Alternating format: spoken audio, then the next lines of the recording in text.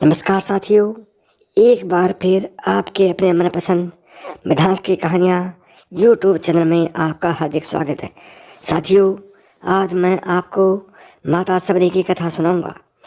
बात भगवान राम के जन्म से पहले की है, जब भील आदिवासी कबीले के मुखिया अज के घर में बेटी पैदा हुई थी।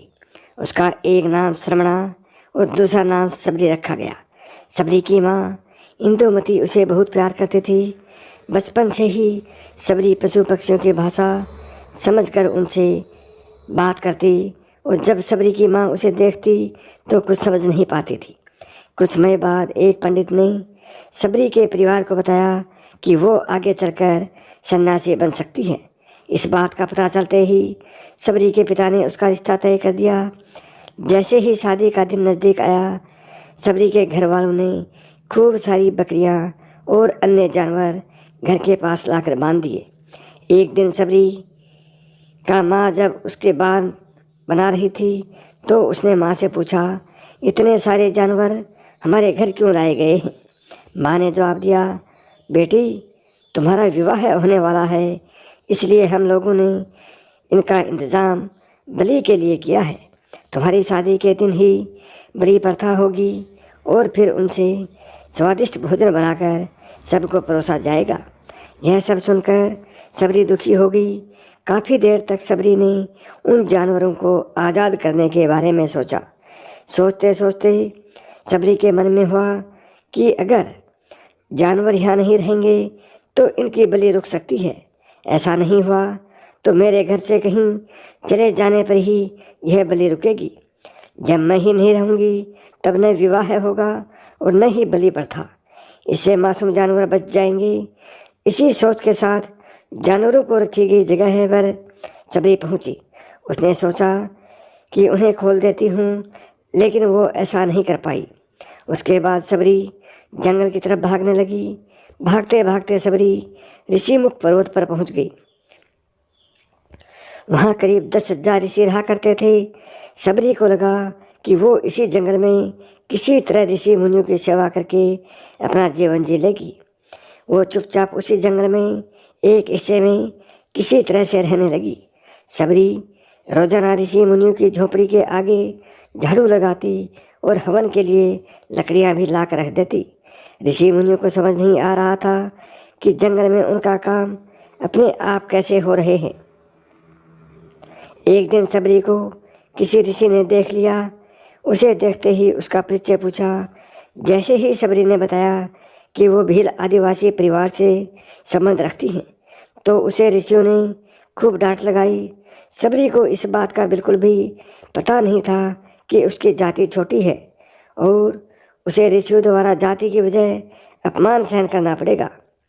इतना सब होने के बाद भी सबरी हर ऋषि मुनि के दरवाजे पर पहुंचती और उनके आंगन में झाड़ू लगाकर उनसे गुरु दीक्षा के लिए कहती। जब कोई सबरी को उसकी जाति की वजह से अपने आश्रम में भगा देता था, ऐसा होते होते काफ़ी समय बीत गया। उसके बाद सबरी मतंग ऋषि की कुटिया में पहुंची। वहां पहुंचकर मतंग ऋषि को सबरी ने बताया कि वो उनसे गुरु दीक्षा लेना चाहती है। उन्होंने खुशी खुशी उसे अपने गुरुकुल में रहने दिया और भगवान से जुड़ा ज्ञान देते रहे। सबरी ने भी अपने गुरु मतंग ऋषि की सेवा करने में कोई कसर नहीं छोड़ी। वो गुरुकुल के भी सारे काम करती थी। सबरी से खुश होकर मतंग ऋषि ने बेटी मान लिया था। समय के साथ मतंग ऋषि का शरीर बूढ़ा हो गया। उन्होंने एक दिन सबरी को अपने पास बुलाया और कहा, बेटी, मैं अपना देह त्यागना चाह रहा हूँ। बहुत साल हो गए इस शरीर में रहते रहते। सबरी ने दुखी मन से कहा, आपके ही सहारे मैं इस जंगल में रह पाई हूँ। आप ही चले जाएंगे तो मैं जीकर क्या करूँगी? आप अपने संग मुझे भी ले जाइए, मैं भी देह त्याग दूंगी। मतंग ऋषि ने जवाब दिया, बेटी, तुम्हें चिंता करने की ज़रूरत नहीं है। राम तुम्हारी चिंता करेंगे और ध्यान भी रखेंगे। सबरी ने राम का नाम सुनने के बाद पूछा, वो कौन है और उन्हें मैं किस तरह से ढूंढूंगी? मतंग ऋषि ने बताया, राम कोई और नहीं, भगवान है। वो तुम्हारे सारे अच्छे कर्मों का फल देंगे। तुम्हें उन्हें ढूंढने की कोई ज़रूरत नहीं है। वो एक दिन खुद तुम्हें खोजते हुए इस कुटिया में आएंगे और तुम्हें उनके हाथों ही मोक्ष मिलेगा। तब तक तुम इसी आश्रम में रहो। इतना कहते ही मतंग ऋषि ने अपना शरीर त्याग दिया। सबरी के मन में मतंग ऋषि के जाने के बाद से एक ही बात थी कि भगवान राम स्वयं उससे मिलने आएंगे। वो रोज़ भगवान राम से मिलने के लिए बाग से अच्छे अच्छे फूल लाकर पूरा आश्रम सजाती और भगवान के लिए बेर तोड़ कर लाती। भगवान के लिए बेर चुनते हुए पानी लेने के लिए गई। तभी पास के ही एक ऋषि ने उसे अछूत कहते हुए वहाँ से भागने के लिए कहा और एक पत्थर मार दिया। वो पत्थर जब सबरी को लगा तो उसे चोट लगी और खून बहने लगा। बहते हुए खून की एक बूंद उसी तालाब के पानी में गिर गई। तभी पूरा तालाब का पानी खून में बदल गया। ये सब होता देखकर ऋषि ने सबरी को ही डांटा और कहा कि पापिन, तुम्हारी वजह से पूरा पानी खराब हो गया। रोज ऋषि उस पानी को साफ करने के लिए अपनी कई तरह की विद्याओं का इस्तेमाल करते, कई सारे जतन करने के बाद भी कुछ नहीं हुआ। फिर उन्होंने गंगा जैसे कई पवित्र नदियों का जल भी उस तालाब में डाला, फिर भी तालाब का पानी साफ नहीं हो पाया और वो खून जैसा ही रहा। कई सालों तक तालाब के पानी को साफ करने की कोशिश के बाद भी कुछ काम नहीं आया तो ऋषि ने थक कर सब कुछ छोड़ दिया। इस घटना के कई सालों के बाद भगवान राम अपनी करवाई, लेकिन वो पानी जस का तस खून जैसा ही रहा। भगवान ने ऋषियों से पानी के रक्त में बदलने की कहानी पूछी। तब ऋषि ने सबरी को पत्थर मारने वाली सारी बात बता दी। उसके बाद कहा कि वो महिला ही अपवित्र है, छोटी जाति की है, इसलिए ये सब हुआ है।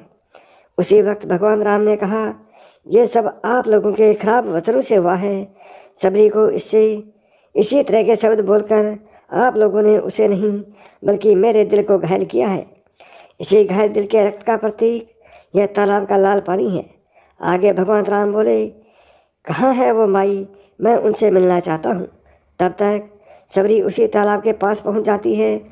उस तालाब में सबरी के पैर को ठोकर लगती है और कुछ धूल उस तालाब में गिर जाती है। तभी सारा पानी साफ हो जाता है। भगवान सबसे कहते हैं कि देखिए, आप लोगों ने क्या कुछ नहीं किया, लेकिन पानी साफ नहीं हो पाया। अभी सिर्फ इनके पैर की थोड़ी सी धूल ने ही तालाब का पानी साफ कर दिया। उन्होंने बड़े ही प्यार से भगवान राम और उनके भाई लक्ष्मण को बेर दिए। भगवान राम ने भी उतने ही प्यार से उन बेर को खाना शुरू किया। तभी बेर देखकर मुँह बनाते हुए लक्ष्मण ने कहा, भैया, ये बेर झूठे हैं, इन्हें आप कैसे खा सकते हैं? भगवान ने जवाब दिया, लक्ष्मण, ये झूठे नहीं हैं, बहुत मीठे हैं। सबरी माई हम सब के लिए ये बहुत प्यार से तोड़ कर लाई है। इतना कहकर भगवान राम प्यार से उन बेर को खाने लगे। भगवान ने जाते हुए सबरी माई से कहा, आप मुझसे जो चाहें वो मांग सकती हैं।